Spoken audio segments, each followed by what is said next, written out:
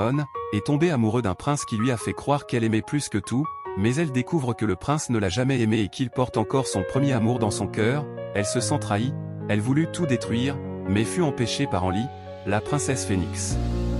La démon cœur brisé, pour se venger du prince, décide de se sacrifier en échangeant sa vie, contre celle du premier amour comme le voulait le prince. Le prince en voyant cela, eut beaucoup de regrets, car lui aussi, au fil des années, était tombé amoureux de la femme démon, mais, c'était trop tard. Enlil et l'homme assistaient à la scène, l'instant d'après l'homme tomba, crachant du sang, car il était très malade. Enlil en voyant cela voulut le soigner, mais ne possédant pas le pouvoir de guérison, décide d'aller chercher de l'aide auprès des immortels terrestres. Avant de partir, elle lui dit « Je t'aime et je ne veux pas te laisser mourir, je te sauverai », avant de repartir. Car bientôt ceux qui la poursuivent vont bientôt la retrouver. Arrivé auprès des immortels terrestres, il leur demanda de soigner l'homme en bleu.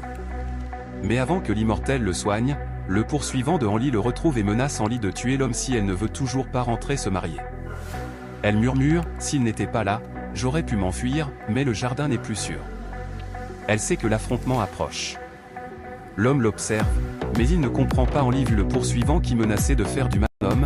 Elle rétorqua, d'une voix autoritaire, « Je vais voir qui ose le toucher. » Enlil va le chercher ne voulant pas le laisser tomber, elle le regarde, lui tend la vérité, mais il lui dit « Laisse-moi mourir, sauve-toi, de toute façon je suis déjà mourant. » Enlil va vers la reine et lui dit « Je ne veux pas d'un mariage arrangé. » La reine lui dit « Cet amour est comme une malédiction, il est immortel, toi une princesse des esprits, il ne vivra pas longtemps. » La reine menace Enlil en lui disant « Si tu rentres pas, il mourra sur le champ. » Mais même si cet amour est comme une malédiction, Enlil l'a aimé. Depuis le premier souffle. Elle a appris à parler, à survivre, juste pour rester près de lui. Et pourtant, elle ne l'a jamais eu, pas vraiment, elle l'aime, mais il l'ignore. Les seigneurs des pactes sont brisés, la dernière barrière. Elle s'avance, seule. Personne ne la suit. Un jardin maudit, une promesse oubliée. La magie la reconnaît. Le ciel l'atteste. Mais elle ne recule pas.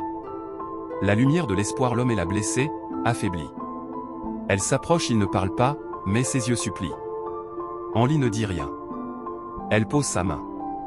Juste un geste. Un espoir. Tu étais là, depuis le début. Les murmures du passé reviennent, les mensonges tombent, Enlil comprend qu'elle n'est pas seule. Elle ne l'a jamais été. Le monde vacille. Les dieux observent. Mais elle est prête.